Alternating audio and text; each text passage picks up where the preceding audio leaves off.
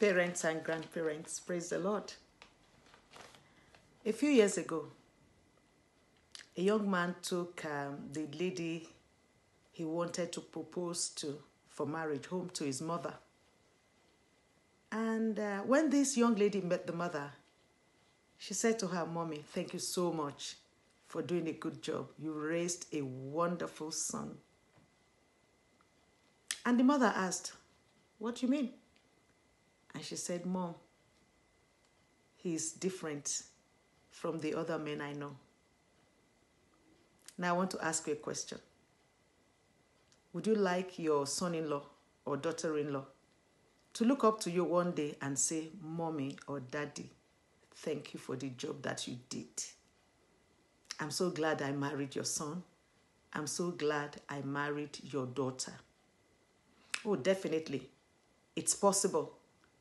But what you're doing today, how you're raising your children, is going to be the determining factor.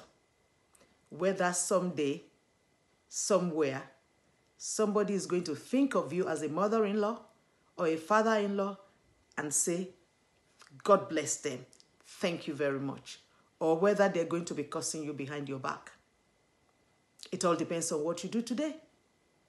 So today, as a parent, are you paying attention to the character development of your children? Are you observant? Are you watching? What traits, what character traits are they showing now? What needs to be corrected? What is missing that needs to be instilled? What do you need to do today? Are you teaching responsibility? Or you're allowing them to live anyhow and do anything they like? You don't ask questions because you want them to be happy. Are you teaching selflessness, cooperation, forgiveness? Are you modeling these virtues yourself? Compassion and integrity. These qualities are very, very important in a marriage. Because you see, if you cannot forgive, if you cannot cooperate, if you cannot show gratitude, you're going to be a very difficult person to live with.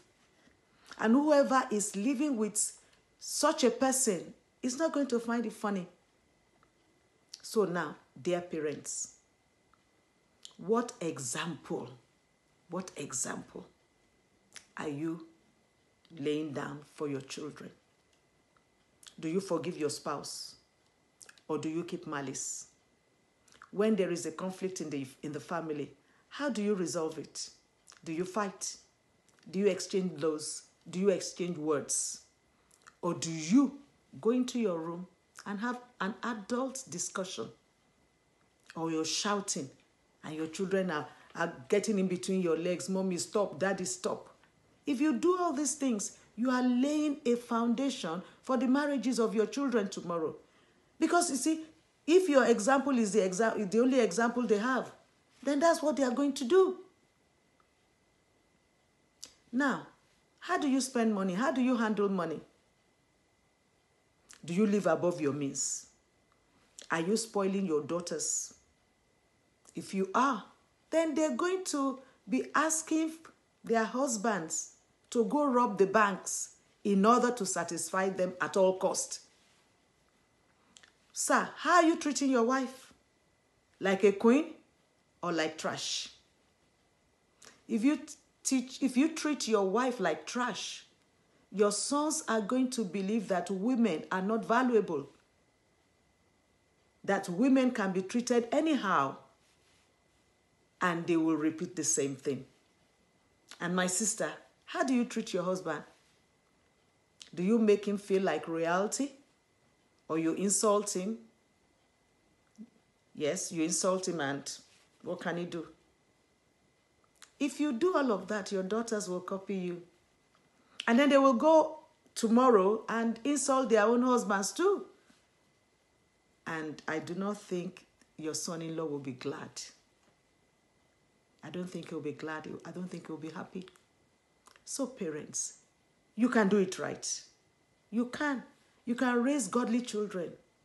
You can raise children who model godliness Christ-likeness, so that when they grow up and get married, their spouses will be so glad.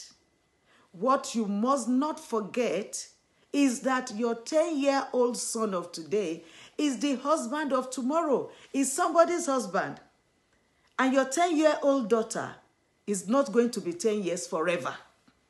That is somebody's wife in your care. So do it right today, parents. Let's do it right. That's somebody's wife, somebody's husband in your care. Do it right. So that when their spouses show up, they will have something nice to say to you. God bless you. In Jesus' name.